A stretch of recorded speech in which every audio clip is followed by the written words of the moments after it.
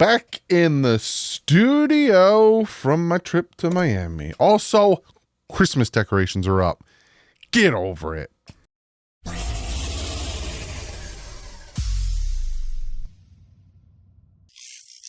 What is up, fans? The Miami Dolphins won yesterday. I was at the stadium. I saw it with my eyeballs. It was fantastic. I'm going to try to get the vlog out to you later today, maybe tonight. Fun. Had a blast. If I met you, fantastic. If I met you and we took a picture, you want to send it to me, either email or DM or whatever, I will put you in the vlog. But Dolphins won. Dolphins king. It was tight, close. And then all of a sudden at the end, Jonnu Smith, butt naked, open touchdown, interception from Jalen Ramsey, sealed it for it. Beautiful, beautiful game. But we're going to dive a little bit deeper into that game, go into kind of what some of the players talked about, something that Mike McDaniel said in the locker room that I thought was very interesting.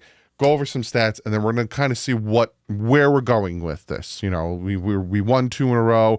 We faced New England on Sunday. Not a good team, but still, could sneak up on us, ruin our day. But if we can get this ball rolling, beat New England 1 game at a time. I'm not even going to talk about the teams after that because we're in the point of 1 game at a time. So let's jump into this. Let's talk some statistics. Now, yesterday in the recap, I gave you stats of the game, but there are some stats that are very interesting. Tua Tagovailoa, since he returned, is 960 yards, 5 touchdowns, 1 interception, 110 passer rating, and a 77.95 completion percentage. And you might say to yourself, whoa, dog, that's because he faced bad team. Did he? Because to me, the Buffalo Bills aren't a bad team. Look what they did to Patrick Mahomes and the Kansas City Chiefs. Arizona Cardinals isn't a bad team. Do put up some good numbers. Rams have a good defensive front. Raiders are a bad team. Give you that one. But I will also rebut that because, everyone's going to say, he did that against the Raiders. The Raiders suck. Do it against good teams. Or, congratulations. You beat the Raiders. The Raiders are a bad team. You got to beat the good teams. And that whole narrative is such BS. And yes, I was using it on the Bills. And I did congratulate the Bills for beating the Chiefs and said, you aren't the 2023 Miami Dolphins. But week 2, the Las Vegas Raiders beat the Ravens 26-23. So you could take that it was the Raiders and you can just shove it. Because any given Sunday, a team can come up and beat you. So let's take this a little more seriously that all football teams take it seriously. But yeah, Tua, since he came back, playing really good football. Jonnu Smith is the first Miami Dolphin tight end since 1970 to have 100+ receiving yards and 2 touchdowns in a game. That is ridiculous. Good for him. Chop Robinson had a 50% win rate on his pass rushing against the Raiders, but unfortunately he had a sack. I'm going to look at the film tomorrow, and I guarantee you I'm going to see a ton of holding that just isn't called. 0 punts yesterday. Big old goose egg. He even had Jake Bailey running off the field throwing up a big old 0 because he was happy he didn't have to do anything. He just sat back, collected a paycheck, just holding snaps. Fantastic for him. Little things that a player said, Tua Tagovailoa said about back-to-back wins. I think it's the trust and belief that each and other continue to grind it through the week, regardless of what the results were prior. Jonnu Smith on the long scoring drives. Doug, come on. That's our brand of football. That's who the Miami Dolphins are, the Dolphins' standard of football. And I know a lot of people, like I said, are like, well, Tua's not, his yards per attempt and, you have this and that. I don't care. I actually really like these long, sustainable drives where we eat up the clock and we take our time and we score. At the end of the day, if we score, fantastic. That's all that matters. And especially if our defense keeps forcing field goals at the end of the day, they're not going to have an opportunity to score if we just keep eating the clock up. Mike McDaniel in the locker room after the win said, we got 24 hours to feel good. Then it's back to work because we dug ourselves a big, Excuse my French. So I'm gonna reread it, but I'm gonna say I'm not gonna bleep anything. So if you got little children, just cover their ears for this. We got 24 hours to feel good, then it's back to work because we dug ourselves a big ass hole. We got a lot of work to do. We ain't done shit yet. That's absolutely what I love to hear from Mike McDaniel and Calais Campbell. The part where we dug ourselves in a big asshole, we haven't done shit yet, we're still hungry, that's from Calais Campbell. But we got 24 hours to feel good, then it's back to work, that's from Mike McDaniel. Kind of mended them together. Yeah, 100%. I loved what they said. Calais Campbell is a team leader, the locker room leader, and they put themselves in this situation where now we're sitting back and hoping and praying teams lose. And unfortunately, the Colts didn't lose because the Jets are that bad. And I was like, I kind of expected it, and I said it a few times. And the Broncos didn't lose. They destroyed the Falcons. But the Bengals did lose, and we will look at the playoff standings and all that other stuff, and we'll look at some other things as well. But we're in a situation now where we just take it game by game, take the game that's in front of us, and after we win, hopefully, we kind of look at, okay, did the other teams lose? Where are we in playoff standings? Because we've got ourselves in this situation because, unfortunately, our star quarterback tried to play hero ball. Jonnu Smith on the offense, recent success. We got the best quarterback in the world. It makes a lot easier for somebody else. Tua is who he is for a reason. Tua on the long drives. Now I'm not trying to force things down the field. If it's not there, take the check downs. We like our matchups with our guys in space 100%. He would start forcing things and you get the dumb interceptions like in the Bills game. Now he's being smarter with it. I gave you the stats: 960 yards, 5 touchdowns, 1 interception, 110 passer rating, 77.95 completion percentage. A completely different style of football, a smarter style of football. Tua on Jonnu Smith's second touchdown. The motion kind of messed up the Raiders wanted to do. They were trying to get into a zero look. It kind of helped that they had that communication error, and Jonnu was butt naked. Fun fact, during the game, so when you're at the game, you kind of have to pick and choose what you want to watch, and I had Sean next to me, Clean the World. Go check him out, link in the description. And I was watching Tua in the offensive line because I'm like, what is he going to do? Don't take a sack here, be smart with the ball. So I'm watching him, and as I'm watching him, Sean is watching the back end of the field, and I hear Sean, he's sitting right next to me, screaming, he's open, he's open, he's open. And I'm looking at Tua, and I'm thinking, don't get sacked, don't get sacked, don't get sacked. And then Tua throws the ball, and I follow the ball, and I go, he is open. John was butt naked open running down the field. It was fantastic. I loved every minute of it. Tua on the recent offensive performance. One thing that I know about the players in the locker room is they're not satisfied. There's a lot of things we wish we could do better, especially on my end with my play with some throws, especially the run game and kind of how the offensive line is working. McDaniel's on the long drives. He said it's been a focus of ours, a lot of execution, a lot more making plays. Again, I am not upset with those long sustainable drives. McDaniel on Zach Sealer. He's my binky, I would say. I don't like going game day without him. He's the guy we can pray together in the locker room and that sits next to me. Every opponent ends up saying that he's probably better than they realize 100%. Don't underestimate Zach Sealer, because if you do, you're going to get tackled for a loss. Tua Tagovailoa, he said he's taken a gigantic step in this game. He's got control of his emotional piece of football game, isn't trying to force things, but also finds ways to extend plays and makes more plays. 100%. And we're going to look at it again in the film breakdown.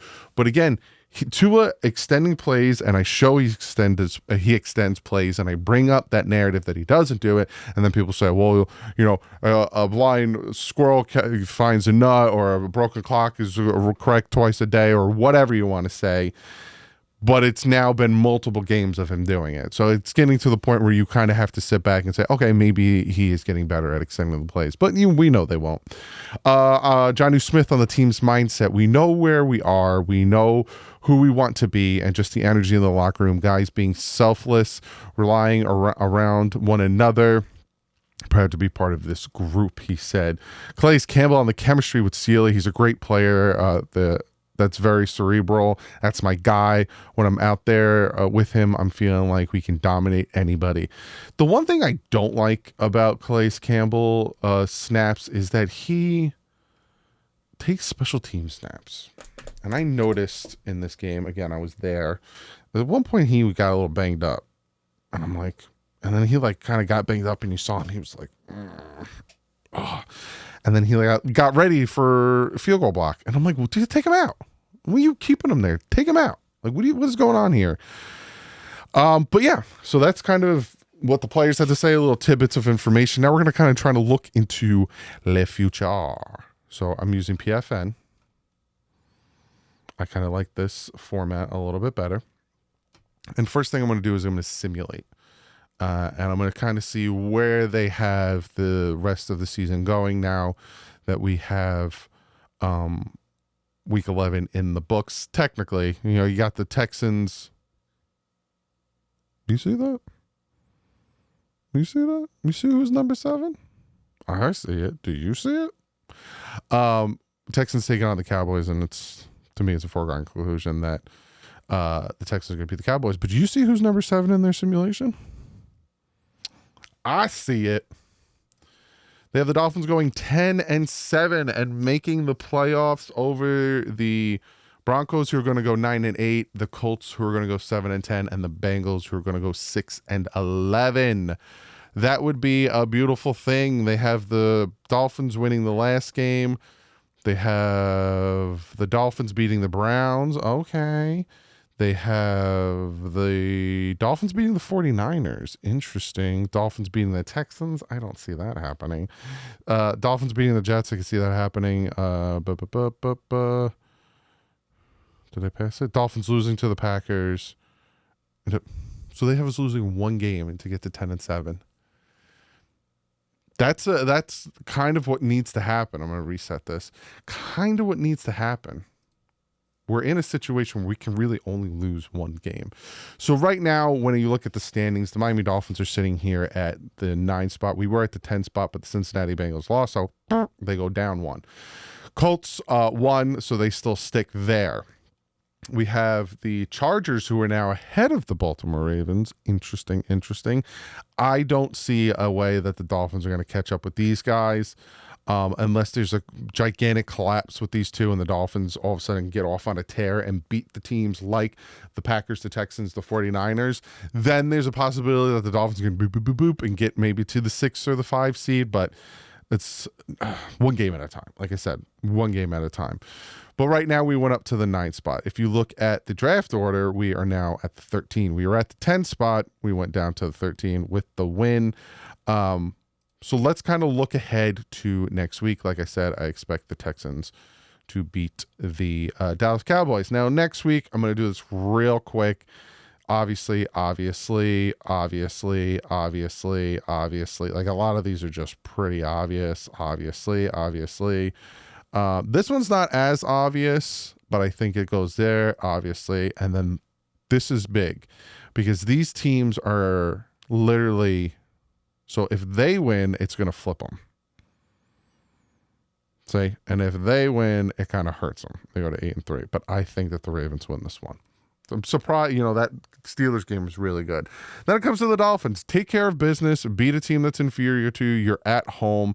Boom. Win the game. Plain and simple. We're sitting at 5-6 next week. So if everything goes to the way I picked it, we scroll down here. Boom. We are number 8. We jumped over the Indianapolis Colts because they are facing a hard team in the, I think, Detroit Lions. Yeah, they're going to lose that one.